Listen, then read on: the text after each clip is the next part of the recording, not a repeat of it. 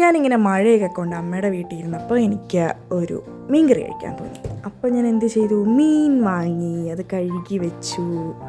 പിന്നെ അതിന് വേണ്ട സാധനങ്ങളെല്ലാം എടുത്തു, എണ്ണ ഒഴിച്ചു, കറിവേപ്പില ഇട്ടു, പച്ചമുളക്, ഇഞ്ചി, വെളുത്തുള്ളി എല്ലാം കൂടിയിട്ട് ഇങ്ങനെ വഴറ്റാൻ തുടങ്ങി. അപ്പോൾ അതിൻ്റെ ഒരു നല്ല മണം ഇങ്ങനെ വരും. എനിക്കത് ഭയങ്കര ഇഷ്ടമാണ്. അതിങ്ങനെ എണ്ണയിൽ കിടന്നിങ്ങനെ മൂക്കുമ്പോൾ.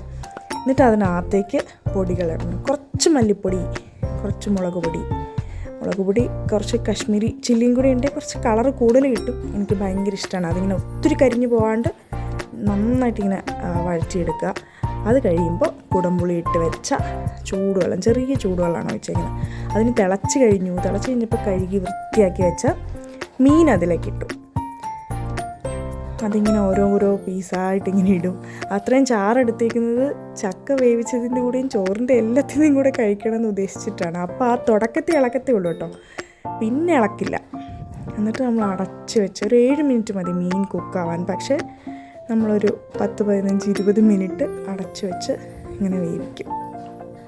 അപ്പോഴത്തേക്ക് അതിങ്ങനെ തിളച്ച് വന്നിട്ട് എണ്ണയൊക്കെ ഇങ്ങനെ മാറി അപ്പോഴത്തേന് ഭയങ്കര മണം. അത് ആ മീൻകറിയുടെ ഒരു ഭയങ്കര കൊതിപ്പിക്കുന്ന മണം ഇങ്ങനെ വന്നു തുടങ്ങും. ഇപ്പോൾ ഏതാണ്ട് സെറ്റായി. ഇനിയിപ്പോൾ ചോറ് റെഡിയായാൽ മതി. നല്ല വയനാടൻ തൊണ്ടി റൈസാണ് ഇവിടെ. അതുകൊണ്ട് അതിൻ്റെ കൂടെ കുറച്ച് മീൻകറി മാത്രമല്ല, കുറച്ച് മോരുകറിയും കൂടി വെറുതെ മുളകും ഇഞ്ചിയൊക്കെ ഇട്ട് ഉണ്ടാക്കി വെച്ചിട്ടുണ്ട്. എന്നിട്ട് പപ്പടമൊക്കെ വറുത്തു. എന്നിട്ട് ഇത്